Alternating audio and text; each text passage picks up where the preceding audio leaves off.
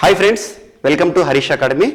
ఈరోజు వార్తలు నిలిచిన అంశాల్లో ముఖ్యంగా ఒకటి వాతావరణానికి సంబంధించింది. అదేంటంటే డిజర్టిఫికేషన్ సంబంధించి ఒక important day, June 17th importance గురించి తెలుసుకుందాము.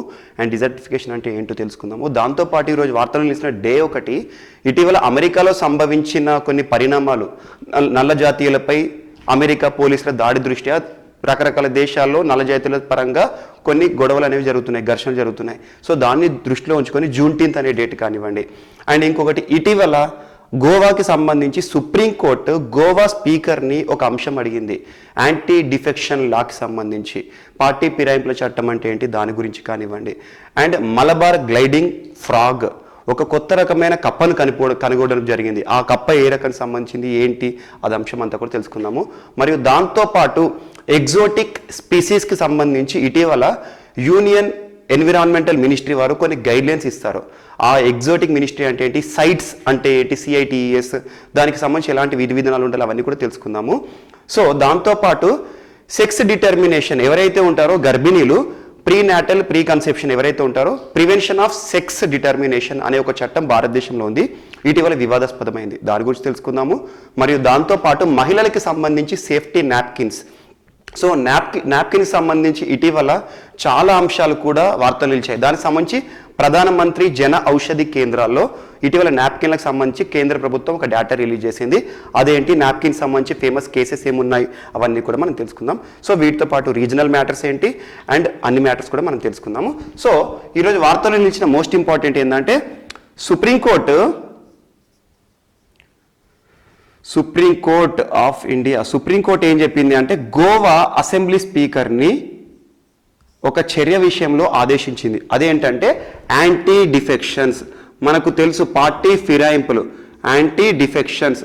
పార్టీ ఫిరాయింపులకు సందర్భంగా కొంతమంది ఏం చేశారంటే గోవా అసెంబ్లీలోని ఎమ్మెల్యేలు మా పార్టీకి సంబంధించి, ముఖ్యంగా కాంగ్రెస్ పార్టీకి సంబంధించి, మా పార్టీకి సంబంధించిన నాయకులు, మా గుర్తుపై గెలిచిన నాయకులు ఈరోజు రూలింగ్లో ఉన్న బీజేపీ పార్టీలోకి చేరారు అని చెప్పేసి వీరిపైన యాంటీ డిఫెక్షన్ చట్టాన్ని ప్రయోగించండి, వారిని డిస్క్వాలిఫై చేయండి అని చెప్పేసి కోర్టులను ఆశ్రయించడం జరిగింది.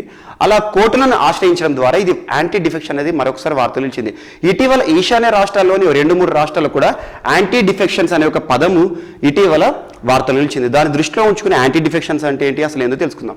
అసలు ఇక్కడ జరిగిన కాంటెక్స్ట్ ఏంటంటే, అసలు ఎందుకు యాంటీ డిఫెక్షన్స్ వార్తలు నిలిచింది అంటే గోవా అసెంబ్లీలో ఇప్పుడు రూలింగ్ పార్టీ, వాస్తవం గోవాలో రూలింగ్లో ఉన్న పార్టీ ఏంటంటే బీజేపీ అండ్ అలయన్సెస్ గోవాలో ప్రభుత్వాన్ని ఏర్పాటు చేశాయి. అలా గోవాలో ప్రభుత్వాన్ని ఏర్పాటు చేసేసి రూల్ చేస్తున్నాయి. So Congress, Indian national Congress సంబంధించిన కొంతమంది నాయకులను, 10 మంది ఎమ్మెల్యేలను, కాంగ్రెస్ పార్టీ పైన గెలిచిన ఎమ్మెల్యేలు బీజేపీలో జాయిన్ అయి 2/3 ఆఫ్ కాంగ్రెస్ పార్టీ గోవాలో బీజేపీలో పార్టీ జాయిన్ అయింది. సో కాంగ్రెస్ పార్టీని డిజాల్వ్ చేయండి, మమ్మల్ని బీజేపీ పార్టీలో విలీనం చేయండి, మమ్మల్ని బీజేపీ సభ్యులు కన్సిడర్ చేయండి అని చెప్పేసి అందులో జాయిన్ అయ్యారు. అలా జాయిన్ అయిన తర్వాత ఇప్పటికి 1 year అయింది. ఆ 1 year తర్వాత మిగిలిన గోవాలో INC, ఇండియన్ నేషనల్ కాంగ్రెస్ సభ్యులు ఎవరైతే ఉంటారో వారు ఈ 10 మందిపై ఒక కంప్లైంట్ ఇచ్చారు. వీరు వారి యొక్క సొంత లాభం కోసం రూలింగ్లో ఉన్న బీజేపీ పార్టీలోకి పోయారు, పార్టీకి నష్టం చేశారు. పార్టీకి ఎలా నష్టం చేశారు? ఇప్పుడు మనకు ఒక సింపుల్ లాజిక్ ఉంటుంది. ఏ అభ్యర్థి అయినా కూడా ఎన్నికల్లో నిలబడాలి అంటే కొంతమంది ఇండిపెండెంట్ నిలబడతారు. ఇండిపెండెంట్ ఏదైతే తన ఫేస్ వాల్యూ, తను సమాజంలో చేసిన గుర్తింపు కానివ్వండి, తను చేసిన కార్యక్రమాల ద్వారా ప్రజలు ఎన్నుకుంటారు. కానీ పార్టీ గుర్తు బీఫార్మ్, ఒక పార్టీ మా పార్టీ నాయకుడుగా ఇతను గెలిపించండి అని చెప్పేసి, ఎగ్జాంపుల్ తెలంగాణలో TRS ఉంది. ఎన్నికలకు ముందు TRS కొంతమంది సభ్యులకి టికెట్లు ఇస్తుంది, అంటే B-Farms ఇస్తుంది. అంటే ఏంటి, ఇక్కడ కంటెస్ట్ చేయబోయే అభ్యర్థి మా పార్టీ తరఫున పోటీ చేస్తున్నాడు, తనకి ఓటు వేయండి అని, మా పార్టీకి ఓటు వేయండి అని చెప్పేసి పార్టీ ప్రచారంలో పాల్గొంటారు. అలా పార్టీ గుర్తుపై గెలిచిన తరువాత సొంత లాభం కోసము కొంతమంది పార్టీలు చేంజ్ చేస్తారు. గెలుపొందిన పార్టీ నుండి వేరే పార్టీలోకి చేంజ్ అవుతారు. అలా మెయిన్గా ఎట్లాంటి డిఫెక్షన్స్ జరుగుతాయంటే, ముఖ్యంగా ప్రతిపక్ష పార్టీ నుండి ఏదైతే రూలింగ్లో ఉందో పార్టీలో ఆ పార్టీలోకి ఎక్కువగా జంప్ అవుతాయి. ఎందుకంటే రూలింగ్ పార్టీలో ఉంటే వాళ్ళ పనులు అవుతాయని, రికమెండేషన్స్ కానీ రెఫరెన్సెస్ కానీ జరుగుతాయని, రాష్ట్రంలో వీళ్ళకి విలువ ఉంటుంది అని చెప్పేసి, రూలింగ్ పార్టీలో ఉన్న అధికారం ఉంటుందని చెప్పేసి అలా ఓడిపోయిన పార్టీ నుండి ప్రభుత్వం ఏదైతే ఉంటుందో ఆ పార్టీలోకి జాయిన్ అవుతారు. ఇలా మనం తరచూ చూస్తాం, ప్రతి రాష్ట్రంలో, కేంద్రంలో కానీ రాష్ట్రాల్లో కానీ ప్రతి రాష్ట్రం చూస్తాము. ఎన్నికల వరకు ఒక గుర్తుమే గెలుస్తారు, ఆ తర్వాత వేరే పార్టీలో జాయిన్ అవ్వడం. దాన్ని డిఫెక్షన్స్ ఏంటంటే పార్టీ ఫిరాయింపులు అంటారు. పార్టీ ఫిరాయింపులు. ఈ పార్టీ ఫిరాయింపులు అనే అంశం ఇటీవల వార్తల్లోకి వచ్చింది. సో ఈ 10 మంది ఎమ్మెల్యేలు మా పార్టీలో గెలిచారు, మా పార్టీ గుర్తు హస్తం గుర్తుకు గెలిచారు, వీళ్ళు గెలిచిన తర్వాత మాకు హ్యాండ్ ఇచ్చారు, సో బీజేపీలో జాయిన్ అయ్యారు, సో పార్టీకి నష్టం చేశారు, పార్టీ గుర్తుపైన గెలిచిన వారిని డిస్క్వాలిఫై చేయండి, వాళ్ళ అభ్యర్థిత్వాన్ని క్యాన్సిల్ చేయండి అని చెప్పేసి స్పీకర్ని అభ్యర్థించారు. సో సర్వసాధారణంగా అసెంబ్లీలో స్పీకర్ అధికార పార్టీకి సంబంధించిన వాడు ఉంటాడు, అధికార పార్టీ. సో స్పీకర్ ఏం చేస్తాడు, అధికార పార్టీకి సపోర్టింగ్గా ఉంటారు కాబట్టి కొన్ని సందర్భాల్లో దీనికి సంబంధించి స్పీకర్ 1 year నుండి ఎలాంటి రియాక్షన్ తీసుకోలేదు ఇక్కడ. సో వీళ్ళు ఏం చేశారు, ఇక కోర్టులో న్యాయస్థానాలను ఆశ్రయించారు. మాకు అసెంబ్లీలో ఎలాంటి న్యాయము జరగట్లేదు, ఈ గెలిచిన అభ్యర్థులు పార్టీ మారారు, మా పార్టీపై గెలిచి వేరే పార్టీలకు పోయిన వారిని డిస్క్వాలిఫై చేయండి అని చెప్పేసి కోర్టు సుప్రీంకోర్టు వరకు పోయింది. అలా పోయిన తర్వాత సుప్రీంకోర్టు ఇంటర్వ్యూని ఇప్పుడు స్పీకర్ని అడిగింది, ఎందుకు వాళ్ళని డిస్క్వాలిఫై చేయట్లేరు అని చెప్పేసి. సో దానికి సంబంధించిన ఇష్యూ టోటల్ విచారణ కూడా మాకు ఫైల్ పంపించండి అని చెప్పారు. సో దీన్ని కాంటెక్స్ట్గా తీసుకొని వాస్తవానికి డిస్క్వాలిఫికేషన్ సంబంధించి కొన్ని ఆర్టికల్స్ చెప్తాను. ముఖ్యంగా రాజ్యాంగంలోని షెడ్యూల్లో 10వ షెడ్యూల్ గుర్తుంచుకోండి, bits important, polity related add చేసుకోండి, బట్ ఇక్కడ నేను కరెంట్ అఫైర్స్ రిలేటెడ్ చెప్తాను, పాలిటీలో ఇంకా డెప్తే చదవండి. షెడ్యూల్ 10 అనేది ఒకటి ఉంటుంది. ఈ షెడ్యూల్ 10 దేని గురించి చెప్తుంది అంటే యాంటీ డిఫెక్షన్కి సంబంధించి ఉంటుంది, పార్టీ ఫిరాయింపులకు సంబంధించి ఉంటుంది. షెడ్యూల్ 10ను ఏ రాజ్యాంగ సవరణ ద్వారా చేర్చారు రాజ్యాంగానికి అంటే 52వ రాజ్యాంగ సవరణ ద్వారా చేర్చారు. 52వ రాజ్యాంగ సవరణ. అలా 52వ రాజ్యాంగ సవరణ ద్వారా చేర్చి షెడ్యూల్లో ఏముంటుంది అంటే ఎవరైనా ఒక పార్టీ నుండి ఒక పార్టీకి, గెలిచిన పార్టీ ఓడిపోయిన పార్టీ లేదు, ఏ ఒక పార్టీ గుర్తుపైన గెలిచిన వారు ఇంకొక పార్టీలో జాయిన్ అయితే వారిని డిస్క్వాలిఫై చేయాలి అని విధి విధానాలన్నీ కూడా రాజ్యాంగంలోని 10th షెడ్యూల్లో ఉంటాయి. ఈ 10th షెడ్యూల్ రాజ్యాంగం అమల్లోకి వచ్చినప్పుడు లేదు, జనవరి 26, 1950లో లేదు, మధ్యలో వచ్చింది, 52వ రాజ్యాంగ సవరణ ద్వారా వచ్చింది. అండ్ దీంతో పాటు 1985 రాజీవ్ గాంధీ గారు ప్రధానమంత్రిగా ఉన్నప్పుడు ఒక చట్టాన్ని తీసుకొచ్చారు, పార్టీ ఫిరాయింపుల నిషేధ చట్టం. పార్టీ ఫిరాయింపుల నిషేధ చట్టం. సొంత లాభం కోసం ప్రజలను ఎన్నుకున్న వారు ఎవరైతే ఉంటారో ఎన్నుకున్న ప్రజలను మోసం చేసి పార్టీ నుండి పార్టీ చేంజ్ అయ్యేవాళ్ళని డిస్క్వాలిఫై చేయాలి అని చెప్పేసి పార్టీ ఫిరాయింపుల చట్టం, నిషేధ చట్టం 1985లో తీసుకురావడం జరిగింది. ఈ చట్టం ఆధారంగా డిస్క్వాలిఫై చేయాలి. కానీ డిస్క్వాలిఫై ఎవరు చేయాలి? సో సభ యొక్క అధ్యక్షుడు, ఇప్పుడు ఏంటి అసెంబ్లీ ఉంది కదా, వీరందరూ అసెంబ్లీ నాయకులు, సభాధ్యక్షునికి అధికారం ఉంటుంది. పార్లమెంట్లో అయితే లోక్సభకి, రాజ్యసభలో అయితే చైర్మన్కి, అసెంబ్లీలో అయితే స్పీకర్కి ఉంటుంది. అలా సభాధ్యక్షుడు వీళ్ళని డిస్క్వాలిఫై చేసే అధికారం ఉంటుంది. కానీ దీన్ని ఎలా తప్పుగా వాడుకుంటారంటే సభాధ్యక్షుడు ప్రభుత్వానికి మద్దతుగా నిలుస్తాడన్న ఆరోపణలు ఉన్నాయి. దాన్ని దృష్టిలో ఉంచుకొని చాలా మందిని డిస్క్వాలిఫై చేయట్లేరు అని చెప్పేసి పార్టీ ఫిరాయింపుల చట్టం భారతదేశంలో అమలు అవ్వట్లేదు అని చెప్పేసి ఒక అంశం ఉంది. And next article 191 of 1 and 191 of 2 party ఫిరాయింపులకు సంబంధించిన రాజ్యాంగ ప్రకరణ ఎలా డిస్క్వాలిఫై చేయాలి అదంతా కూడా ఆర్టికల్ 191లో ఉంటుంది. సో దీనికి సంబంధించి పార్టీ ఫిరాయింపులకు సంబంధించి ఫేమస్ కేసు ఏంటి అంటే మీకు అడిగితే ఇట్లా రవి నాయక్ కేసు. రవి నాయక్ కేసు దేనికి సంబంధించింది అంటారు, పార్టీ ఫిరాయింపులకు సంబంధించింది. ఈ రవి నాయక్ కేసులో సుప్రీంకోర్టు ఏం చెప్పిందంటే పార్టీ ఫిరాయింపులు చేస్తే ఎలా ఉంటుంది, ఎవరికి అధికారం ఉంటుంది అన్ని కూడా. అండ్ ఒకటి మీకు రాజ్యాంగంలో మీకు ఒక నిబంధన తెలుసు, సభాధ్యక్షుడిది సభ లోపల అంతిమ నిర్ణయం. మరి సభలో స్పీకర్ వీళ్ళపై ఎలాంటి చర్య తీసుకోనప్పుడు దీనికి జ్యుడిషియల్ రివ్యూ అనేది ఉంటుందా ఉండదా, అంటే స్పీకర్ పైన కేసు, స్పీకర్ చేసిన చర్య పైన న్యాయస్థానాలను ఆశ్రయించవచ్చా అని అంటారు. సో దానికి సంబంధించి 1992 వరకు ఇది జ్యుడిషియల్ రివ్యూ పరిధిలోకి రాలేదు. ఆ తర్వాత స్పీకర్ కానీ సభాధ్యక్షుడు ఎవరైతే ఉంటారో సభాధ్యక్షుడు తీసుకునే నిర్ణయాలపై న్యాయస్థానం ఆశ్రయించవచ్చు అని చెప్పడం జరిగింది. అండ్ పార్టీ ఫిరాయింపులకు సంబంధించి మోస్ట్ ఇంపార్టెంట్ కేసు అంటే రవి నాయక్ కేసు. పార్టీ ఫిరాయింపుల పైన ఇప్పటివరకు కొన్ని కమిటీలు కూడా పడ్డాయి. Dinesh Goswami committee, Dinesh Goswami. And next law commission 70th రిపోర్ట్లో కూడా 170th రిపోర్ట్లో కూడా చెప్పింది. సారీ, లా కమిషన్ రిపోర్ట్ అనేది ఎంత అన్నారు, లా కమిషన్ కూడా పార్టీ ఫిరాయింపుల గురించి ప్రస్తావించడం జరిగింది. అండ్ ఎన్నికల సంఘం కూడా పార్టీ ఫిరాయింపుల ఆధారంగా ఏ రకంగా విధి విధానాలు ఉండాలి అని చెప్పేసి ప్రకటిస్తుంది. ఒకసారి సభాధ్యక్షుడే ప్రమాణ స్వీకారం తీసుకున్నాక వాళ్ళ అధ్యక్షుని చేతిలోనే వారికి డిస్క్వాలిఫికేషన్ అనేది ఉంటుంది. సో ఈ రకంగా పార్టీ ఫిరాయింపులకు సంబంధించిన అంశము ఇటీవల వార్తలో నిలిచింది. అండ్ పార్టీ ఫిరాయింపులు ఒక పార్టీ నుండి ఒక పార్టీకి పోవడం అని చెప్పాను. ఎగ్జాంపుల్, ఒక ఎమ్మెల్యే లేదా ఒక అభ్యర్థి ఎన్నికల్లో పోటీ చేసేటప్పుడు తన పార్టీ ఏ అనుకోండి, ఎన్నికల్లో ఏ అనే పార్టీ గుర్తు ద్వారా గెలిచాడు. కానీ ఎన్నికల తర్వాత బి అనే పార్టీ రూలింగ్లోకి వచ్చింది. సో బి అనే పార్టీ రూలింగ్కి వచ్చినప్పుడు తను అధికార దాహంతో అధికార పార్టీలో చేరాలని చెప్పేసి ఏ పార్టీ నుండి బి పార్టీలోకి చేరాడు. దీన్ని ఏమంటారు అంటారు? Floor crossing. కొన్ని పదాలు గుర్తుంచుకోండి, సివిల్స్లో అడుగుతారు ఇంత డెప్త్గా, నార్మల్ ఎగ్జామ్స్లో అడిగాడు. అండ్ ఇంకొకటి, సేమ్ ఏ అనే పార్టీ నుండి ఒక అభ్యర్థి పోటీ చేశాడు, గెలిచాడు. గెలిచిన అభ్యర్థి గురించి చెప్తున్నాను. ఇక్కడ ఏ అనే పార్టీ అధికారంలోకి వచ్చింది. ఈ బి అనే పార్టీ నుండి, ఎగ్జాంపుల్ ఏ అనే పార్టీ నుండి ఇతను ప్రతిపక్ష పార్టీలోకి జాయిన్ అయ్యాడు. ఇంతకుముందు ఏమన్నాను, ప్రతిపక్షంలోకి వెళ్ళి ప్రభుత్వ పక్షంలోకి చేరాడు అన్నాడు. ఇప్పుడేమన్నాడు, ప్రభుత్వాన్ని ఏర్పరిచిన పార్టీ ఏ, కానీ ప్రభుత్వంలో కొనసాగక తన ప్రతిపక్షంలోకి జాయిన్ అయ్యాడు. అంటే ప్రభుత్వం చేసిన చర్యలు బాగాలేవని చెప్పేసి. దీన్ని ఏమంటారంటే కార్పెట్ క్రాసింగ్ అంటారు. Carpet crossing. అసలు ఈ జంపు జిల్లాని ఎందులోకి వెళ్ళి ఎందులోకి జంప్ అయినా ఈ జంపుని సైంటిఫిక్గా ఏమని పిలుస్తారంటే హార్స్ ట్రేడింగ్ అంటారు. Horse trading. సో ఇలా పార్టీ ఫిరాయింపులకు సంబంధించి చాలా ఉంటాయి. అండ్ కేసెస్ అవన్నీ కూడా మీరు నేర్చుకోండి. ఇప్పుడున్న కాంటెక్స్ట్ని దృష్టిలో ఉంచుకొని యాంటీ డిఫెక్షన్స్ లా అనేది దాదాపు ఈశాన్య రాష్ట్రాల్లోని 2-3 రాష్ట్రాలు ఇటీవల సుప్రీంకోర్టు ఇన్వాల్వ్ అయింది. అండ్ గోవాలో కూడా ఇటీవల ఈ అంశానికి సంబంధించి వివాదం అనేది చెలరేగుతుంది. 10 మంది అభ్యర్థులను ఒక పార్టీపై గెలిచి రూలింగ్ పార్టీలోకి జాయిన్ అయ్యారు. అంటే ఏంటది, రూలింగ్ పార్టీలో జాయిన్ అయ్యారంటే అది ఫ్లోర్ క్రాసింగ్ కిందికి వస్తుంది. సో వాళ్ళందరినీ కూడా డిస్క్వాలిఫై చేయండి, మా పార్టీని అన్యాయం చేశారు, మోసం చేశారు, ప్రజలను మోసం చేశారని చెప్పేసి ఇటీవల వార్తలో నిలవడం జరిగింది. అండ్ నెక్స్ట్ సెకండ్, ఈ రోజు వార్తలు నిలిచిన అంశం, ఈరోజు వార్తలు నిలిచిన సెకండ్ అంశం మోస్ట్ ఇంపార్టెంట్. ఒక డేట్ గురించి చెప్తాను. జూన్టీన్త్ అంటారు. జూన్టీన్త్ అంటే ఏంటంటే జూన్, ఈ 2 పదాల కలయిక, June plus 19th. June plus 19th అంటే జూన్ 19వ తేదీ అన్నట్టు. ఇది ఏ దేశానికి సంబంధించి జూన్టీన్త్ అంటారు? ఇది అమెరికాకు సంబంధించిన పదం. America, USA.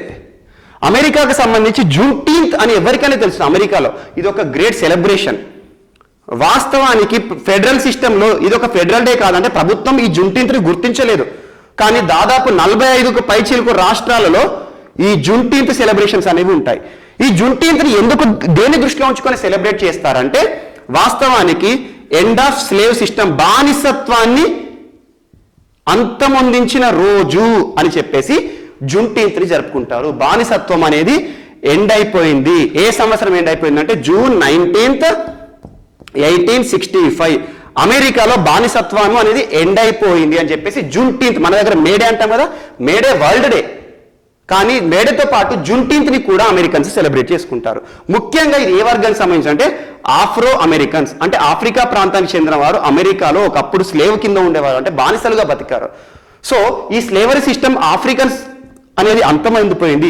ఈ ఆఫ్రో అమెరికన్స్ ఎవరైతే ఉంటారో జూన్టీన్త్ని అద్భుతంగా సెలబ్రేట్ చేసుకుంటారు. కానీ ఈసారి ఆఫ్రో అమెరికన్ సంబంధించి ఒక ఘటన జరిగింది. ఇటీవల కూడా నల్ల జాతీయుడు ఇంకొక నల్ల జాతీయుని కూడా పోలీసులు చంపివేయడం జరిగింది. అలా మనకి జార్జ్ ఫ్లాయిడ్ అనే ఒక వ్యక్తి చనిపోయాడు, నల్ల జాతీయుడు, ఆఫ్రో అమెరికన్. సో తను చనిపోయిన దృష్ట్యా దాదాపు దేశంలో అన్ని ప్రాంతాల్లో కూడా దాదాపు 50కి పైచిలుకు ప్రాంతాల్లో, నగరాల్లో గొడవలు జరుగుతున్నాయి. సో అలా నల్ల జాతీయులందరూ కూడా తెల్ల జాతీయుల పైన, నల్ల జాతీయులకి వాస్తవంగా అమెరికన్స్, ఓన్ నేటివ్ అమెరికన్స్ కూడా మద్దతు పలుకుతున్నారు. సో అలా ఒక ఉద్యమం అనేది అమెరికాలో జరుగుతున్న కారణంగా మరి జూన్టీన్త్ అనేది ఈరోజు వార్తలు నిలిచింది. ఈ జూన్ 19th రోజు ఎలాంటి సెలబ్రేషన్స్ ఉంటాయి ఏంటి అని చెప్పేసి. సో 1865లో అప్పటి ఆర్మీ జనరల్ ఏమని చెప్పాడంటే ఇక నుండి ఎండ్ ఆఫ్ స్లేవరీ, ఇక స్లేవరీ అనేది ఉండదు, మరియు అమెరికా యుద్ధాలలో గెలిచినట్టుగా ప్రకటించడం జరిగింది. ఇదంతా చరిత్ర అవసరం లేదు. కానీ జూన్టీన్త్, JUNEENTH, జూన్టీన్త్ అనేది ఏ డే, ఏ దేశంలో జరుపుకుంటారంటే ఇది జూన్టీన్త్ డే అమెరికాలో ప్రభుత్వం గుర్తించలేదు, కానీ చాలా రాష్ట్రాలు అధికారికంగా సెలబ్రేట్ చేసుకుంటాయి. చాలా మంది ప్రజలు సెలబ్రేట్, దీన్ని ఏమంటారంటే అమెరికాలో ఎమాన్సిపేషన్ డే అంటారు, ఎమాన్సిపేషన్ డే అంటారు, లేదా జూన్టీన్త్ ఇండిపెండెన్స్ డే అంటారు. ఈ రకంగా జూన్టీన్త్ అనేది ఈరోజు వార్తల్లో నిలబడడం జరిగింది. అండ్ నెక్స్ట్ ఈరోజు మనకు వార్తల్లో నిలిచిన మోస్ట్ ఇంపార్టెంట్ డే ఇంకొకటి ఏంటంటే, ఇక్కడనే డేస్ కూడా కంప్లీట్ చేసేస్తాను, తర్వాత మనం ఇంపార్టెంట్ టాపిక్స్లోకి వెళ్దాము. ఈరోజు వార్తల్లో నిలిచిన ఇంకొక ఇంపార్టెంట్ పాయింట్ ఏంటంటే జూన్ 17th రోజు కూడా ఒక ఇంపార్టెంట్ డే ఉంది. అదేంటంటే international day to combat desertification and deserts, అంటే ఎడారీకరణను అంతరంముందించే ఒక దినోత్సవం, ఎడారీకరణకు వ్యతిరేక దినోత్సవం, international day to combat desertification and deserts అని ఒక డేని సెలబ్రేట్ చేస్తారు. ఇది ఎవరు కండక్ట్ చేస్తారంటే UNCCD, united nations convention to combat desertification, united nations convention to combat desertification, ఎడారీకరణ జరగకుండా కాపాడాలి అని ప్రతి సంవత్సరం కూడా జూన్ 17th జరుపుకుంటారు. ఇది ఎవరు సెలబ్రేట్ చేస్తారు? UNCCD వారు సెలబ్రేట్ చేస్తారు. ఈ UNCCD అనేది 1994లో ఏర్పడింది. 1995లో ఇది ఒక డే జరుపుకోవాలని ఒక రిజల్యూషన్ అనేది తీర్మానించబడింది. అలా ఎవ్రీ ఇయర్ జూన్ 17న డిజర్టిఫికేషన్ కి వ్యతిరేక దినోత్సవం, ఎడారీకరణ జరగకుండా ఎలా అవగాహన కల్పించాలి, ప్రపంచంలో ప్రతి వ్యక్తికి కూడా ఎడారీకరణ జరగొద్దు అంటే ఏం చేయాలని చెప్పేసి ప్రతి సంవత్సరం ఒక థీమ్ తో ముందుకు వస్తారు. ఈ సంవత్సరం ఇచ్చిన థీమ్ ఏంటంటే food, feed, fibre, food, feed, fibre అనే పదాలతో ఈ సంవత్సరం థీమ్ ఇచ్చారు. సో అలా ఎవ్రీ ఇయర్ ఒక థీమ్ అనేది ఇస్తారు. వాస్తవానికి డిజర్టిఫికేషన్ అంటే వాస్తవానికి ఇండియా పరంగా చూడండి, ఇండియా మొత్తంలో కూడా చాలా ప్రాంతాలు డిజర్టిఫికేషన్ అవుతున్నాయి. వాస్తవంగా డిజర్టిఫికేషన్ అంటే ఎడారీకరణగా మారుతుంది. మరి ఎడారీకరణ అయితే మంచిదా చెడ్డదా? చాలా మందికి ఒక క్వశ్చన్ రావచ్చు. ఎడారీకరణ అయితే ఆహార భద్రతకే కష్టమవుతుంది, ఆహార భద్రతకే నష్టం వాటిల్లుతుంది. ఎందుకంటే ఫుడ్ సెక్యూరిటీ ప్రాబ్లం వస్తుంది. ఎందుకంటే దాదాపు పెరుగుతున్న జనాభాకి ఫుడ్ సెక్యూరిటీ కూడా పెరగాలి, ఆహార భద్రత కూడా పెరగాలి. కానీ ఈ పండించే భూమి మొత్తం కూడా ఎడారిగా మారితే పనికిరాని భూమి, ఎడారి అంటే మనకు తెలుసు పనికిరాని భూమి, అలా పనికిరాని భూమిగా మారకూడదు అని చెప్పేసి దానికి సంబంధించి ఎలాంటి శిక్షలు, మనం ఎలాంటి క్రమశిక్షణ పాటించాలి అని చెప్పేసి UNCCD ఎవ్రీ ఇయర్ కూడా జూన్ 17న సెలబ్రేట్ చేస్తుంది. ఈ రకంగా వాస్తవాన్ని మనకు తెలుసు ఎడారీకరణకు కొన్ని కారణాలు ఉంటాయి. ఎగ్జాంపుల్ ప్రకృతి వైపరీత్యాలు కానివ్వండి, వాతావరణ మార్పులు కానివ్వండి, ఫుడ్ గ్రేజింగ్, ఎగ్జాంపుల్ పశుగ్రాసం ద్వారా కానివ్వండి, అండ్ వాతావరణ మార్పులు, ఇవన్నీ కూడా ఎడారీకరణకి కారణం. ఎడారీకరణ ఒక ప్రాంతంలో ఏంటంటే క్లైమేట్ చేంజ్ వల్ల కానివ్వండి, విపత్తుల ద్వారా కానివ్వండి, ఒక సస్యశ్యామలంగా ఉండే ప్రాంతం అంతా కూడా ఎడారిగా మారుతుంది. సో ఈ రకంగా ఎడారీకరణ జరగకుండా చర్యలు తీసుకోవాలి, ఏంటంటే అన్ని ప్రాంతాలను కాపాడాలి అంటారు. వాస్తవానికి భారతదేశంలో అధికారికంగా ఇస్రో కొన్ని మ్యాప్లను రిలీజ్ చేసింది, ఇండియా మ్యాప్ ఆఫ్ డిజర్టిఫికేషన్ అని. ఇస్రో భారతదేశంలో 29.33% టోటల్ ల్యాండ్ లో డిజర్టిఫికేషన్ జరిగింది అంది. అంటే ఎడారీకరణ అంటే మనకు పనికొచ్చే ల్యాండ్ ఓన్లీ 70% ఉందన్నట్టు. ఆ 70%లో మళ్ళీ ఫారెస్ట్లు ఉంటాయి, రోడ్లు ఉంటాయి, ఇవన్నీ ఉంటాయి, మీరు చూడండి. సో దాదాపు 30% డిజర్టిఫికేషన్ అయిపోయింది. అంటే ఇది ఒక చెడు గడియ అన్నట్టు. మంచి జాగ్రత్తగా చూసుకోవాలి, ఈ డిజర్టిఫికేషన్ పర్సెంటేజ్ని తగ్గించాలి. అండ్ భారత ప్రభుత్వం ఇటీవల ఐక్యరాజ్య సమితికి పంపిన రిపోర్ట్లో కానివ్వండి, UNCCDకి పంపిన రిపోర్ట్లో కూడా ఏం చెప్పిందంటే ఆల్మోస్ట్ 32% కంటే ఎక్కువ ల్యాండ్ డిజర్టిఫికేషన్ అయిపోయింది అని చెప్పడం జరిగింది. ఇలా వార్తలు నిలిచిన అంశము మనకు డిజర్టిఫికేషన్ అండ్ డిజర్ట్. అండ్ దీనికి సంబంధించి ఐక్యరాజ్య సమితి కూడా 2006ని desert year, international year for desertification deserts అన్నారు. అంటే డిజర్టిఫికేషన్ జరగకుండా, ఎడారీకరణ జరగకుండా అవగాహన ప్రతి ఒక్కరికి కాపాడాలి అని చెప్పేసి అలా జరిగింది. ధరిత్రి సదస్సులు కానివ్వండి, డిజర్టిఫికేషన్ సంబంధించి ఇంపార్టెంట్ చాలా ప్లేసెస్లో కూడా కాన్ఫరెన్సెస్ ఆఫ్ పార్టీస్ అంటారు. UNCCD COP14 సదస్సు న్యూఢిల్లీలో జరిగింది గడిచిన సంవత్సరంలో. COP14కి న్యూఢిల్లీ ఆతిథ్యం ఇచ్చింది. అంటే ఏం చేస్తారంటే ఎడారీకరణ జరగకుండా ఎలాంటి చర్యలు ప్రభుత్వాలు తీసుకోవాలి, ప్రజలందరూ కూడా వారి బాధ్యతగా ఎలాంటి ముందు జాగ్రత్తలు తీసుకోవాలి. ఎందుకంటే ఎడారీకరణ జరిగితే ఒక దేశంలో కానీ ఒక ప్రాంతంలో కానీ ఎడారులు ఎక్కువగా ఉండి మామూలు భూమి తక్కువగా ఉందనుకోండి, ఆ ప్రాంతంలో ఆహార లోటు అనేది ఏర్పడుతుంది. సో పెరుగుతున్న జనాభాకి ఆహారం కావాలంటే భూములన్నింటినీ కూడా గ్రీనరీగా మార్చుకోవాలి, వాటి పట్ల అవగాహన కలిగించాలని చెప్పేసి UNCCD ఎవ్రీ ఇయర్ కూడా జూన్ 17th జూన్ 17 రోజున international day to combat deserts and desertification డేగా సెలబ్రేట్ చేసుకుంటుంది. ఈ సంవత్సరం ఇచ్చిన థీమ్ ఫుడ్, ఫీడ్, ఫైబర్. ఇలా మనకి ఇటీవల వార్తల్లో నిలిచింది. అండ్ నెక్స్ట్ మనకి ఈరోజు వార్తల్లో నిలిచిన మోస్ట్ ఇంపార్టెంట్ ఏంటంటే ప్రధానమంత్రి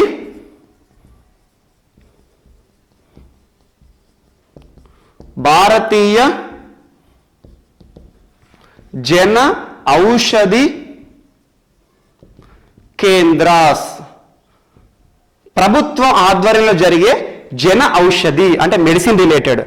ప్రభుత్వం ఏం డిక్లేర్ చేసిందంటే 2020 జూన్ 1 వరకు ఈ జన ఔషధి కేంద్రాల ద్వారా దాదాపు Jan Aushadhi Suvidha sanitary napkins. So కొంచెం స్పీడ్గా రాస్తున్నా అర్థం చేసుకోండి. జన ఔషధి సువిధ శానిటరీ నాప్కిన్స్ అంటే ఏంటంటే సేఫ్టీ నాప్కిన్స్. మహిళలను మెన్స్ట్రువల్ సైకిల్ ఉద్దేశం ఉంచుకొని మెన్స్ట్రువల్ సైకిల్లో భాగంగా ప్రతి మహిళకి కూడా ప్రతి నెల కూడా నాప్కిన్స్ యూజ్ అనేది మోస్ట్ ఇంపార్టెంట్. అలా నాప్కిన్స్ అనేవి ఈరోజు ఎసెన్షియల్ కమోడిటీ ప్రతి మహిళకి కూడా అని చెప్పేసి ప్రభుత్వమే ఈ ప్రధానమంత్రి భారతీయ జన ఔషధి కేంద్రాల ద్వారా రూపాయికి ఒక నాప్కిన్ అనేది ఇవ్వడం జరుగుతుంది. Napkin, safety napkins. సో ఇలా మార్కెట్లో దాదాపు 6 నుండి 8 రూపాయలకు ఉండే ఒక నాప్కిన్ ని ప్రభుత్వము ఈ జన ఔషధి కేంద్రాల ద్వారా, ఈ పేరు గుర్తుంచుకోండి, ప్రధానమంత్రి భారతీయ జన ఔషధి కేంద్రాల ద్వారా 1 రూపాయికి ఒక నాప్కిన్ అనేది ఇస్తుంది. అలా భారతదేశంలో చాలా ప్రాంతాల్లో ఈ జన ఔషధి కేంద్రాలను ఏర్పాటు చేశారు. ఇది 2018 జూన్ 4 రోజున ఈ జన ఔషధి కేంద్రాలు ఏర్పాటు చేశారు. అప్పటి నుండి ఇప్పటి జూన్ వరకు దాదాపు 4.61 కోట్ల శానిటరీ నాప్కిన్స్ ని మహిళల కోసం అమ్మడం జరిగింది. సో అంటే 4.61 కోట్ల రూపాయలు జన ఔషధి కేంద్రాల ద్వారా వచ్చింది. సో ఈ మిగిలిన మొత్తాన్ని కూడా సబ్సిడీల రూపంలో ప్రభుత్వమే భరిస్తుంది. అలా ప్రతి మహిళకి కూడా తన దైనందిన ప్రక్రియలో దాదాపు నెలకు ఒకసారి ఖచ్చితంగా శానిటరీ నాప్కిన్స్ అవసరం ఉంటుంది అని చెప్పేసి శానిటరీ నాప్కిన్స్ ఉచితంగా ఇవ్వాలా లేకపోతే ఏ రకంగా ఇవ్వాలని చెప్పేసి 1 రూపాయికే శానిటరీ నాప్కిన్స్ ఏ పేరుతో ఇస్తుందంటే Jan Aushadhi sanitary Suvidha sanitary napkins పేరుతో ఇస్తుంది. ఈ సంవత్సరం గడిచిన 2 ఏళ్లలో ఈ జనౌషధి కేంద్రాల ద్వారా దాదాపు 4.61 శానిటరీ నాప్కిన్లని అమ్మకం చేయడం జరిగింది అని చెప్పేసి చెప్పడం జరిగింది. అలా మార్కెట్లో 8 రూపాయల విలువ ఉన్న ఒక నాప్కిన్ ని ప్రభుత్వము 1 రూపాయికే ఇస్తుందని చెప్పడం జరిగింది. అలా వాస్తవం మీరు చూడండి, సువిధ అనే పేరుతో 2018 మార్చ్ 8 రోజు కొన్ని కార్యక్రమం ప్రారంభమైంది. సువిధ దీంతో ఏంటంటే 10 రూపాయలకే 4 నాప్కిన్లు అని. ఇప్పుడు వాస్తవంగా ఇది జనౌషధి కేంద్రాలతో సంబంధం లేదు. ఒక్కొక్క రాష్ట్ర ప్రభుత్వము నాప్కిన్లని మహిళలకి ఉచితంగా ఇవ్వడం కానివ్వండి, తక్కువ రేట్లు ఇవ్వడం కానీ జరుగుతుంది. అలా సువిధ అనే పథకం దేనికి సంబంధించిందంటే శానిటరీ నాప్కిన్స్ మహిళల విషయంలో. అండ్ నెక్స్ట్ ఒడిశా ప్రభుత్వము ఖుషి అనే పేరుతో శానిటరీ నాప్కిన్లను ఫ్రీగా ఇస్తుంది 6 నుండి 12 తరగతి వరకు 6 to 12th క్లాస్ పిల్లలు ఎవరైతే ఉంటారో బాలికలు ఉంటారో వారికి ఉచిత నాప్కిన్లని ఖుషి అనే పేరుతో ఇస్తున్న రాష్ట్రం ఏది అంటారు. అండ్ తెలంగాణలో కూడా కడియం శ్రీహరి సిఫార్సుల మేరకి నాప్కిన్లను రూపాయికే నాప్కిన్ అనే పేరుతో ఇస్తున్నారు. 1 రూపీ 1 నాప్కిన్ అన్నట్టుగా. అలా మారుతూ ఉంటుంది రేట్లు అవసరం, కానీ కొన్ని పేర్లు గుర్తుంచుకోండి. ఇలా ఖుషి గురించి ఒకసారి ఎగ్జామ్లో అడిగారు. సువిధ అనేది దేనికి సంబంధించింది అంటే శానిటరీ నాప్కిన్స్. అలా మహారాష్ట్రలో అస్మిత అనే పేరుతో ఇస్తారు, అస్మిత. అండ్ కేరళలో షీ ప్యాడ్. అలా నాప్కిన్స్ విషయంలో ఒక్కొక్క రాష్ట్ర ప్రభుత్వము ఒక్కొక్క పేరుతో మహిళలను దృష్టిలో ఉంచుకొని ఇవ్వడం జరుగుతుంది. వాస్తవం మనకు తెలుసు, రాజ్యాంగంలో మహిళలకి ప్రత్యేక సౌకర్యాలు కల్పించాలి. పని ప్రదేశాల్లో అయినా ఏదైనా కూడా ఆర్టికల్ 42 మహిళలకి ప్రత్యేక సౌకర్యాల గురించి చెప్తుంది. అండ్ ఇంకొకటి, భారతదేశంలో చాలా గొడవలు జరిగినాయి. ఏంటంటే మన భారతదేశంలో నాప్కిన్స్ పైన జిఎస్టీ విషయంలో, నాప్కిన్స్ పైన మనకి జిఎస్టీ అనేది వాస్తవంగా 2017 నుండి దేశం మొత్తం అమలుకి వచ్చింది. మనకు తెలుసు జిఎస్టీ అమల్లోకి వచ్చాక ఒక్కొక్కటి 5, 12, 18, 28 అని ఒక్కొక్క స్లాబ్లో ఒక్కొక్క వస్తువుని చేర్చారు. అలా స్లాబ్స్లో 12% కోటాలో నాప్కిన్స్ ని చేర్చింది ప్రభుత్వం మొదట్లో. సో చాలా మంది మహిళావాదులు కానివ్వండి, చాలా మంది కూడా ఉద్యమం చేశారు. నాప్కిన్స్ అనేది ఎసెన్షియల్ కమోడిటీ, దీని పైన 12% జిఎస్టీ వేయడం, అవసరమైతే 0% తీసుకురావాలి, అవసరమైతే ప్రభుత్వాలు ఉచితంగా ఇవ్వాలి అని చెప్పేసి చాలా మంది కూడా కోర్టులో కేసు వేశారు. దానికి సంబంధించిన ఒక ఫేమస్ కేసు అంటే జర్మినా ఇన్సార్ Khan versus union of India. ఈ కేసులో న్యాయస్థానాలు ఏం చెప్పినాయి అంటే శానిటరీ నాప్కిన్ పైన జిఎస్టీ అనేది వేయడమే తప్పు, అందులోనూ సెకండ్ క్లాస్ 12% జిఎస్టీ వేయడం ఏంటి, ఇది ఎంత మాత్రం ఒప్పుకోదు, ఇది సిగ్గుచేటు, మహిళలకి సౌకర్యాలు ఇవ్వడం మన భారతదేశంలో మన సంస్కృతి అని చెప్పడం ద్వారా దీని ప్రభుత్వము తీసేసింది. సో జిఎస్టీల పైన అలా శానిటరీ నాప్కిన్ విషయంలో జిఎస్టీకి సంబంధించి ఒక ఫేమస్ కేసు జర్మినా ఇన్సార్ ఖాన్. ఈ రకంగా శానిటరీ నాప్కిన్ సంబంధించి ఇటీవల ప్రధానమంత్రి భారతీయ జన ఔషధి కేంద్రాస్ అనేవి ఇటీవల వార్తలో నిలిచాయి. దానికి రిలేటెడ్ గా ఇది ఎక్స్ట్రా ఇన్ఫర్మేషన్ మాత్రమే, మీరు జీకేలో భాగంగా గుర్తుంచుకొని రాయండి. అండ్ నెక్స్ట్ మనకి ఈ రోజు వార్తలు నిలిచిన అంశాల్లో సో ఇప్పుడు మన టాపిక్లో ఏంటంటే నెక్స్ట్ ఒక కొత్త స్పెసీస్, వాస్తవానికి ఏంటంటే ఒక కొత్త జంతువు కానివ్వండి, కొత్త ఎనిమల్, లేకపోతే కొత్త రకమైన ఫ్రాగ్స్, కోతులు, స్నేక్స్ కానివ్వండి, ఇలాంటి కొత్త మనకు ఫిషెస్ కానివ్వండి రెగ్యులర్గా సైంటిస్టులు కనిపెడతా ఉంటారు. ఎక్కువగా మన భారతదేశంలో ఇటీవల మీరు హిందూ పేపర్ కనుక చూసినట్లయితే లాస్ట్ పేపర్లో చూడండి, a new species of frog found అని చెప్పేసి, లేదంటే కొత్త రకమైన చేపని కనుక్కున్నారు అని చెప్పేసి ఇలాంటివి చూస్తూ ఉంటాం. వాటి గురించి ఎకాలజీ అండ్ ఎన్విరాన్మెంట్లో ఒక ప్రశ్న ఖచ్చితంగా పడుతుంది.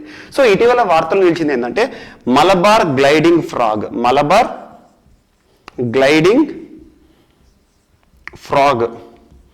ఫ్రాగ్ అంటే ఏంటంటే కప్పకు సంబంధించి దీన్ని ఏమంటారంటే గ్రీన్, ఆకుపచ్చ కప్ప అంటారు, గ్రీన్ ఫ్రాగ్ అంటారు. సో ఇది ఎక్కడ బయటపడింది అంటే పుల్లాడ్ ప్రాంతంలో. పుల్లాడ్ ఎక్కడ ఉంటుందంటే దాదాపు కేరళ ప్రాంతం, కేరళ రాష్ట్రంలోని వెస్టర్న్ ఘాట్స్ పశ్చిమ కనుమల్లో ఎక్కువగా మీరు చెప్పారు. పశ్చిమ కనుమల్లో రకరకాల జీవజాతులను రెగ్యులర్గా కూడా ఎకాలజీ సైంటిస్టులు కనిపెడతా ఉంటారు. వాటి గురించి రెగ్యులర్గా మీకు ఎకాలజీలో బిట్స్ పడతా ఉంటాయి, సివిల్స్లో, గ్రూప్ 1లో, సివిల్స్లో ముఖ్యంగా పడతాయి ఎకాలజీ అండ్ ఎన్విరాన్మెంట్లో.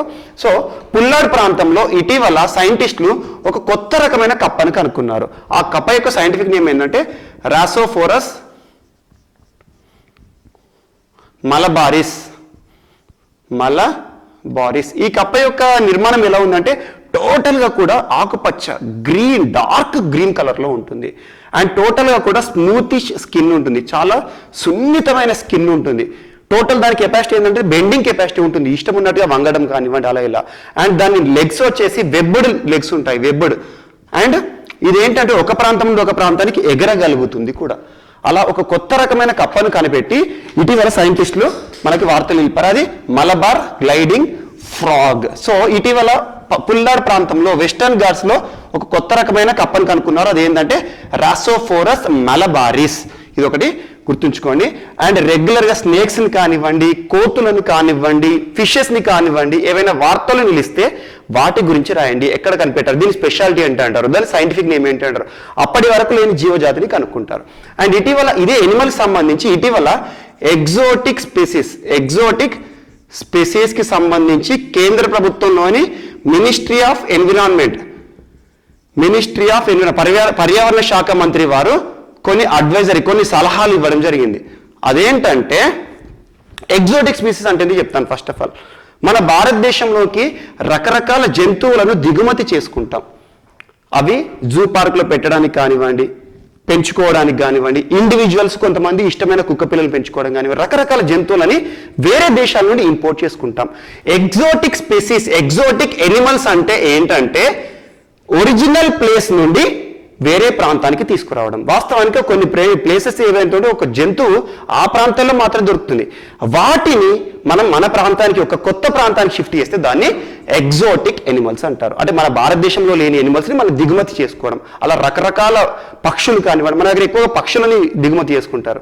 వాటికి సంబంధించి కరోనా పరిస్థితులను దృష్టిలో ఉంచుకొని కేంద్ర ప్రభుత్వం ఆధ్వర్యంలోని మినిస్ట్రీ ఆఫ్ ఎన్విరాన్మెంట్ వారు కొన్ని గైడ్లైన్స్ అందించారు. అవేంటంటే ఖచ్చితంగా దిగుమతి చేసుకునే పక్షులు కానివ్వండి, ఏవైనా జంతువులు కానివ్వండి తీసుకోవాలంటే ఖచ్చితంగా వాళ్ళు వాలంటరీ పర్మిషన్ తీసుకోవాలి. ఎవరి దగ్గర ఉందంటే వరల్డ్ వైల్డ్ లైఫ్ వార్డెన్ నుండి పర్మిషన్ తీసుకోవాలి. వాస్తవంగా ఎలాంటి వాటిని దిగుమతి చేసుకోవచ్చు అంటే సైట్స్ అనే ఒక సంస్థ ఉంటుంది మనకి, convention on international trade of endangered species. దీని కింద అపెండిక్స్ 1, 2, 3 అనే ఎనిమల్స్ ఉంటాయి, వాటిని దిగుమతి చేసుకోవాలన్నా కూడా. లేదంటే వైల్డ్ లైఫ్ ప్రొటెక్షన్ యాక్ట్ 1972, మన ఇండియాలో వైల్డ్ లైఫ్ ప్రొటెక్షన్ యాక్ట్ 1972లో ఉంది. దాని కింద లిస్ట్ అయిన ఎనిమల్స్ ఏవైతే ఉంటాయో వాటిని కానివ్వండి, వాస్తవంగా వైల్డ్ లైఫ్ ప్రొటెక్షన్ యాక్ట్ కింద లిస్ట్ అయిన ఎనిమల్స్ ని ఎగుమతి కానీ దిగుమతి కానీ చేసుకోవడానికి ఆస్కారం ఉండదు.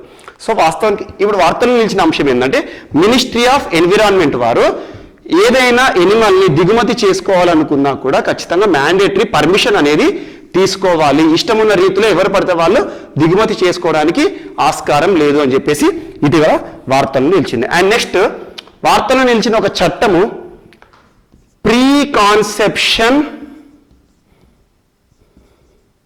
And prenatal determination test or sex determination prevention of sex determination test అనొచ్చు. సింపుల్ చెప్పాలంటే prenatal pre conception diagnostics test, prenatal pre conception diagnostics test in bracket లో prevention of sex determination test 1994.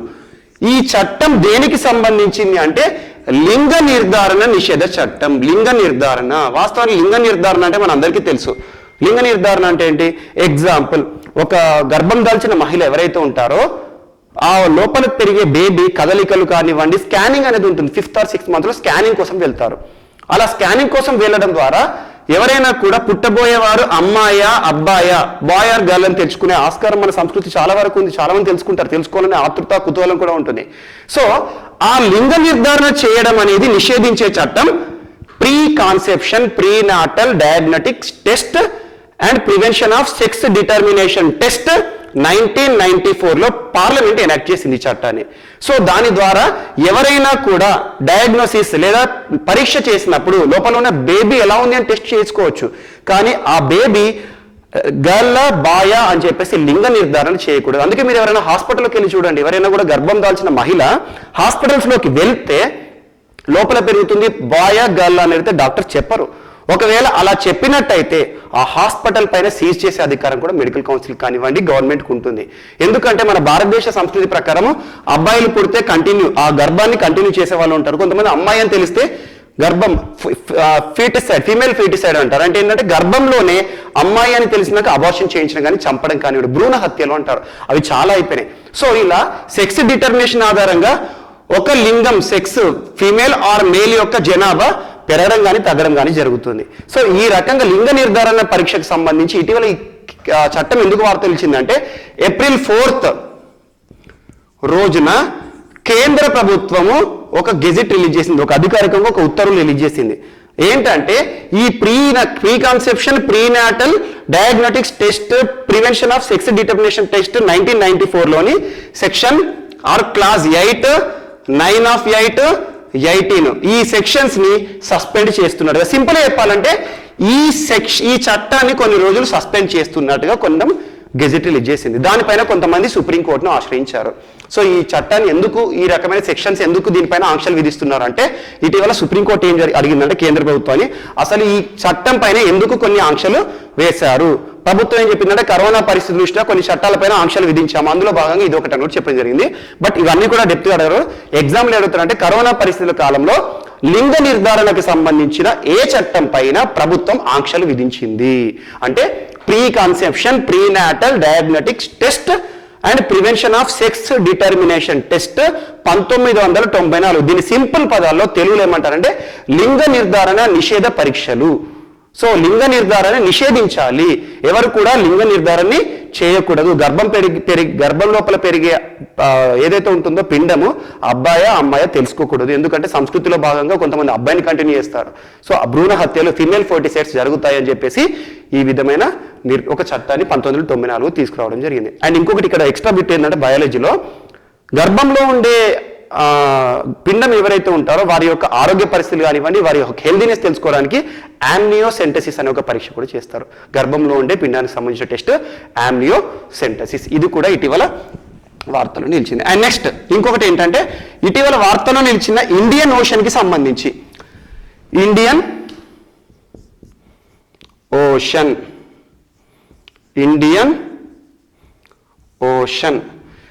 Ocean సంబంధించి ఇటీవల భారత ప్రభుత్వము నౌకాదళానికి మన భారతదేశంలో military ఏదైతే ఉంటుందో భారతదేశ రక్షణ వలయాలు 3 ఉంటాయి. ఒకటి నేవీ, ఒకటి ఎయిర్ ఫోర్స్, ఒకటి ఆర్మీ ఆర్ మిలిటరీ. సో అలా నౌకాదళం, ఎందుకంటే భారతదేశానికి సముద్రం ఉంది, 3 దిక్కుల సముద్రం ఉంటుంది. సో ఈ సముద్రం నుండి వేరే దేశాలు దాడి చేయకుండా సముద్ర తీర వెంపటి కూడా రక్షణ తీసుకునే బాధ్యత భారత ప్రభుత్వానికి ఉంటుంది. అందుకే నేవీ వాళ్ళు ఎక్కువగా ఇక్కడ కోస్టల్ పార్ట్లో ఉంటారు. సో భూమిపైన జరిగే విద్రోహ చర్యలు కానివ్వండి, బార్డర్లో జరిగే గొడవలు ల్యాండ్కి 2 దేశాల మధ్య ఆర్మీ వాళ్ళు చూసుకుంటారు. అండ్ పైనుండి ఎవరైనా శత్రు దేశాలు రాకుండా ఎయిర్ ఫోర్స్ వాళ్ళు ఉంటారు. సో ఈ భారతదేశానికి వాస్తవంగా ఇండియన్ ఓషన్ అనేది most important. Indian ocean Hindu మహాసముద్రం సంబంధించి ఇటీవల కేంద్ర ప్రభుత్వం ఏం చర్య తీసిందంటే, హిందూ మహాసముద్రం 2 దేశాలు, ఒకటి మడగాస్కర్ అండ్ అబుదాబి, ఈ 2 ప్రాంతాల్లో కూడా భారతదేశంలో నౌకాదళానికి సంబంధించిన లైజనింగ్ ఆఫీసర్ని అపాయింట్ చేస్తున్నట్టుగా. లైజనింగ్ ఆఫీసర్ అంటే ఏంటంటే నిఘా సమాచారాన్ని కలెక్ట్ చేసేవాళ్ళు. సో డాటా కలెక్షన్ అన్నట్టు. సో ఇండియన్ ఓషన్ సంబంధించి సెక్యూరిటీ ఇష్యూస్ కానివ్వండి, ఆ దేశానికి మన దేశాల మధ్య సమాచారాన్ని రాబడి చేసుకోవడానికి కానీ కొంతమంది లైజనింగ్ ఆఫీసర్స్ అనే ఒక పాయింట్ ఇటీవల వార్తలు వచ్చింది. లైజనింగ్ ఆఫీసర్ని అపాయింట్ చేసింది. ఏ దేశాల కంటే ఇండియన్ ఓషన్లోని 2 దేశాలకి. మనకు తెలుసు క్వీన్ ఆఫ్ ఇండియన్ ఓషన్ అని ఏ దేశానికి పేరు అంటారు? India. Queen of Indian ocean. దాదాపు ఇండియన్ ఓషన్ దేశాలతో భారతదేశము చాలా సత్సంబంధాలు పెంచుకుంటుంది ఇండియన్ ఓషన్తో. అందుకోసం మీరు చూడండి, ఇటీవల కాలంలో మిషన్ సాగర్ అనే ఒక పథకం కింద, మిషన్ సాగర్ ఫుల్ ఫామ్ ఏంటి? Security and growth for all in the reason.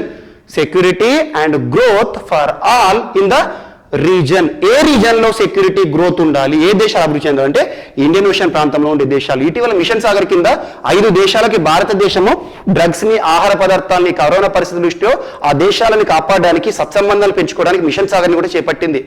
Machine Sagar కింద మనకి మడగాస్కర్ కానివ్వండి, మాల్దీవులు కానివ్వండి, సీషెల్స్ కానివ్వండి, కమోరోస్ కానివ్వండి, ఇలాంటి ఇండియన్ ఓషన్ దేశాలన్నిటికీ 5 దేశాలకి ఇటీవల భారత ప్రభుత్వం ఐఎన్ఎస్ కేసరి నౌక ద్వారా కొన్ని మెడిసిన్స్ కూడా పంపింది. ఎందుకంటే ఇండియన్ ఓషన్స్ దేశాలతో సత్సంబంధాలు పంచుకుంటే మనకి ఎలాంటి భద్రతాపరమైన కానివ్వండి, ట్రేడ్ కానివ్వండి, సత్సంబంధాలు ఉంటాయి. ఎందుకంటే ఇండియన్ ఓషన్లో చాలా దేశాలు కూడా చిన్న దేశాలు ఉంటాయి. ఆ దేశాలతో సత్సంబంధాలు కలుగుతాయి. అండ్ ఇండియన్ ఓషన్ సంబంధించి కొన్ని కమిషన్స్ ఏంటంటే Indian ocean regional association, IORA అంటారు. Indian ocean regional association. And ఇంకొకటి Indian ocean commission. Indian ocean commission లో ఇండియా భాగమా కాదంటారు. కాదు, ఇండియన్ ఓషన్ ఉండే దేశాలు. బట్ దీనికి అబ్జర్వర్ గా మాత్రం భారతదేశం వహించిన సందర్భాలు ఉన్నాయి. ఇదంతా కూడా కొంచెం డెప్త్ గా చదివితే మీకు అర్థమవుతుంది. బట్ ఇటీవల వార్తల్లో నిలిచిన అంశం ఏంటంటే ఇండియన్ ఓషన్ లోని ఏ 2 దేశాలకి భారతదేశం ఇటీవల లైజనింగ్ ఆఫీసర్లను అపాయింట్ చేసింది. ఇండియన్ ఓషన్ ఎందుకు ఇంపార్టెంట్ అదంతా కూడా మీరు చూసుకోండి. సో నెక్స్ట్ మనకి ఈరోజు వార్తల్లో నిలిచిన అంశంలో ఇక మన నెక్స్ట్ అంశం, వాస్తవానికి భారతదేశంలో కరోనా కేసుల సంఖ్య చూడండి గణనీయంగా పెరుగుతోంది. ఫస్ట్ 1,00,000 నమోదు అవ్వడానికి అత్యంత ఎక్కువ సమయం తీసుకుంది. ఆ తర్వాత 1,00,000కి కొంత సమయం, అలా లక్ష పెరుగుతూ భారతదేశంలో దాదాపు కరోనా కేసుల సంఖ్య విపరీతంగా పెరిగింది. అండ్ ముఖ్యంగా దేశ రాజధాని ఢిల్లీలో ప్రస్తుతం దాదాపు 45,000 పైచిలుకు కేసెస్ ఇప్పటివరకే నమోదవుతున్నాయి. ఈ సంఖ్య కాస్త జూలై చివరి వారం నాటికి 5 లక్షల కేసులు కేవలం ఢిల్లీలోనే నమోదవుతాయి అని చెప్పేసి రకరకాల సర్వేలు చెప్తున్నాయి. ప్రభుత్వ నిఘా వర్గాలు కూడా చెప్తున్నాయి. దీన్ని దృష్టిలో ఉంచుకొని దాదాపు 1:5 చొప్పున 5 కరోనా బారిన పడ్డ పేషెంట్లలో కనీసం ఒకరైనా కూడా సివియర్గా ఉంటారు. వాళ్ళకి బెడ్ రిక్వైర్మెంట్, హాస్పిటల్ సౌకర్యం కావాలి. మరి ఇంతమందిని హాస్పిటల్ ట్రీట్మెంట్ ఇవ్వడానికి, అందులోనూ వైరస్ చికిత్స ఇవ్వడానికి భారతదేశంలో ఎలాంటి సౌకర్యం లేవు. సో ఇప్పుడు భారత ప్రభుత్వం తీసుకునే చర్య ద్వారా ప్రపంచంలోనే అతిపెద్ద వైరల్ ఆధారిత వ్యాధిని నయం చేసే హాస్పిటల్గా ఢిల్లీ చేరబోతోంది. ఎలా అంటే ఢిల్లీలో కరోనా బారిన పడ్డ పేషెంట్స్ని ట్రీట్ చేయడానికి ఒక ఆధ్యాత్మిక కేంద్రాన్ని ఎంచుకున్నారు. ఆ ఆధ్యాత్మిక కేంద్రం ఏంటంటే రాధా సోమి ఆధ్యాత్మిక కేంద్రం. ఇది ఒక ఆధ్యాత్మిక కేంద్రం. సో ఇందులో చాలా మంది వచ్చి ప్రవచనాలు వినడం కానీ అది చేసేవారు. సో ఇప్పుడు వాస్తవంగా సౌత్ ఢిల్లీలో ఉంది. ఇది 12,50,000 చదరపు అడుగుల విస్తీర్ణంలో ఉంది. అంటే ఈక్వల్ టు 22 ఫుట్బాల్ స్టేడియం మనకు తెలిసి ఎంత పెద్దగా ఉంటుందో. అలా ఏకకాలంలో కనీసం 1,00,000 మందికి ట్రీట్మెంట్ ఇవ్వాలి అని చెప్పేసి 500 మందిని ఒక బ్యాచ్ కింద చేసేసి దాదాపు 20 హాస్పిటల్స్, చిన్న చిన్న హాస్పిటల్స్గా చేయబోతోంది. అలా వాస్తవానికి 1,00,000 మందికైనా సరే చేసే అంత ప్లేస్ ఉంది అని చెప్పేసి ఢిల్లీలోని ఆధ్యాత్మిక కేంద్రం రాధాస్వామి ఆధ్యాత్మిక కేంద్రాన్ని ఇటీవల ప్రభుత్వం నిర్ణయించింది. ఒకవేళ ఇది గనక అమల్లోకి వచ్చేస్తే భారతదేశంలో లేదా ప్రపంచంలో అతిపెద్ద వైరస్ చికిత్సాలయంగా మనం భారతదేశం చరిత్రలోకి ఎక్కుతుంది. అది ఆధ్యాత్మిక కేంద్రం పేరు గుర్తుంచుకోండి, రాధాస్వామి ఆధ్యాత్మిక కేంద్రం. అండ్ నెక్స్ట్ సెకండ్, ఈరోజు మనకి రీజనల్ ఇష్యూస్లో మనకి వస్తే ఏంటంటే గాంధీ ఆసుపత్రికి సంబంధించి రకరకాల వివాదాలు కూడా జరుగుతున్నాయి. గాంధీ హాస్పిటల్లో ట్రీట్మెంట్ సరిగా లేదని ఇటీవల జర్నలిస్ట్ మనోజ్ చనిపోయిన తర్వాత ఇంకా ఉవ్వెత్తున ఆగ్రహ జ్వాలలు వస్తున్నాయి. ఏంటంటే కరోనా పేషెంట్ని సరిగా ట్రీట్ చేయట్లేరని, వెంటిలేటర్ సౌకర్యం ఇవ్వట్లేని. ఎంత జరిగినా కూడా గాంధీ హాస్పిటల్లో మాత్రం పరీక్షలు జరుగుతూనే ఉన్నాయి. అండ్ ఇటీవల గాంధీ హాస్పిటల్ క్లినికల్ ట్రయల్స్ని పూర్తి చేసింది. క్లినికల్ ట్రయల్స్ వేటి విషయంలో అంటారు? ప్లాస్మా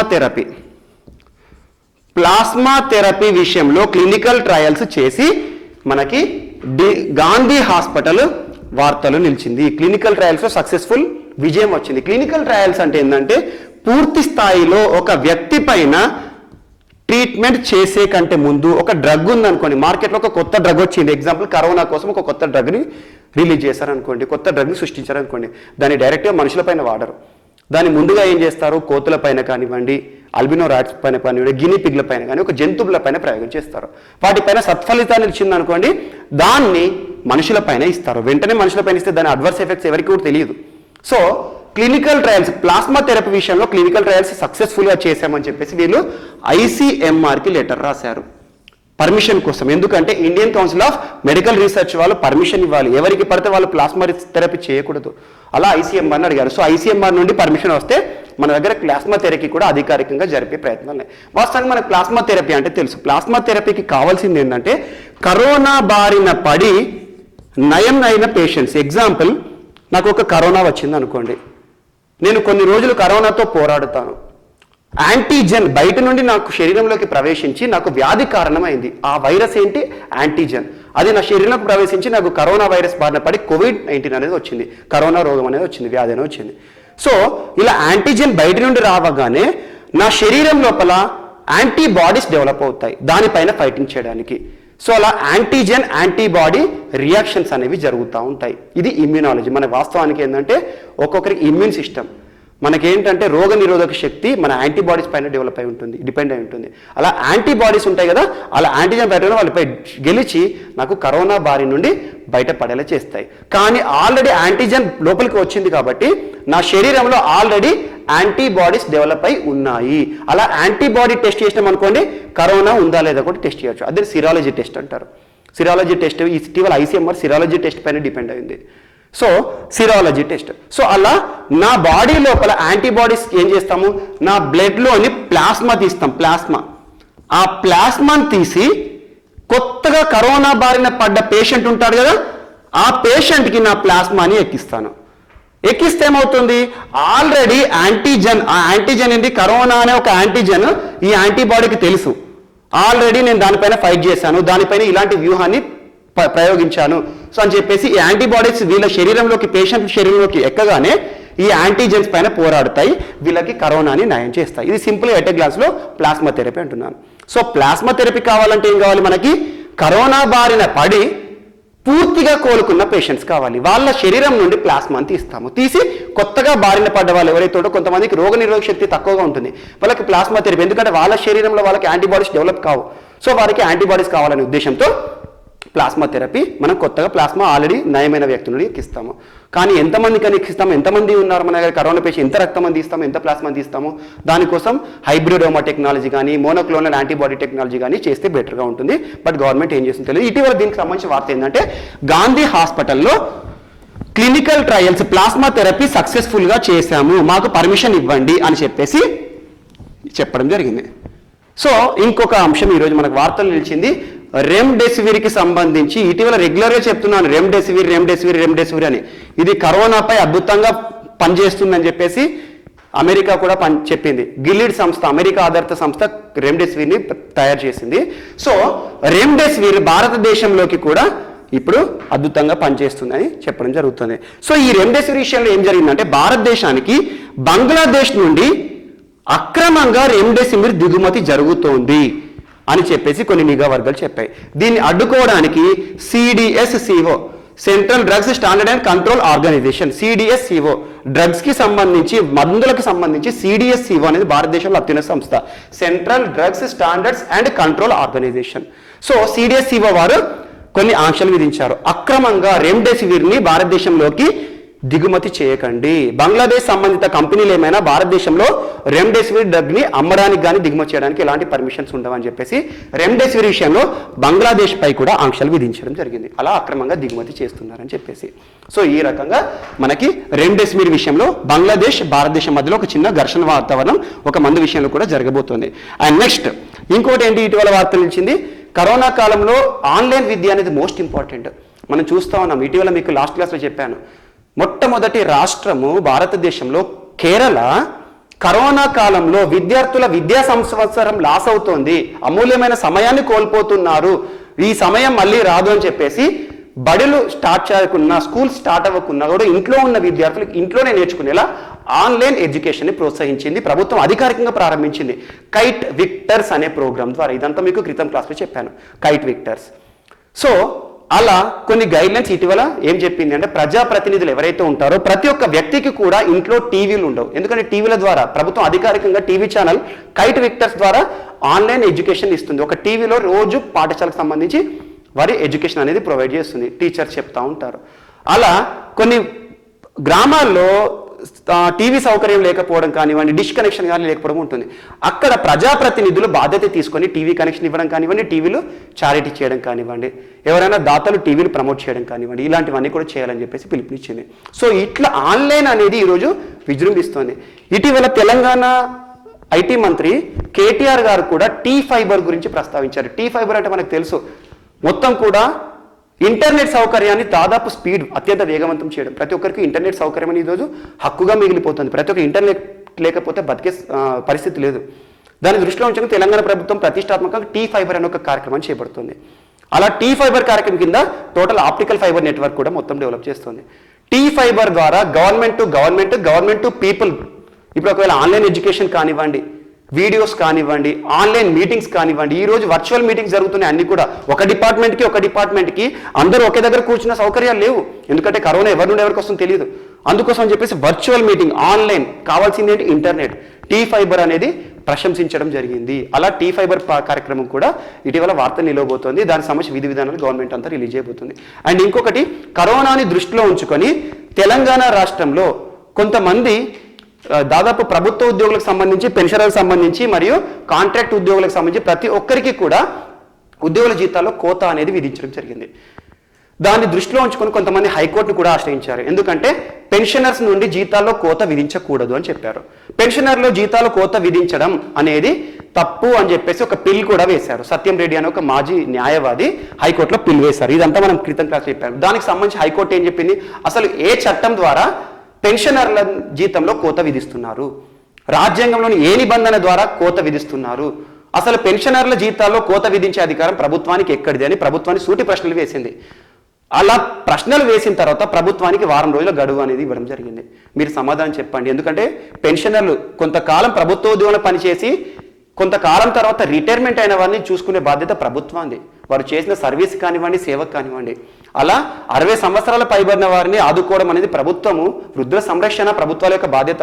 కానీ అలా సంరక్షించడం కాకుండా వాళ్ళకి ఇచ్చే దాంట్లో కూడా కోత విధించడం కరెక్ట్ కాదని చెప్పేసి చెప్పారు. దీన్ని దృష్టిలో ఉంచుకొని తెలంగాణలో గవర్నర్ తమిళిసై గారు ఇటీవల ఒక ఆర్డినెన్స్ రిలీజ్ చేయడం జరిగింది. ఆర్డినెన్స్ కరోనా కాలంలో ఆర్డినెన్స్ సంబంధించి విధి విధానాలు అన్ని కూడా అధికారికంగా రానున్నాయి.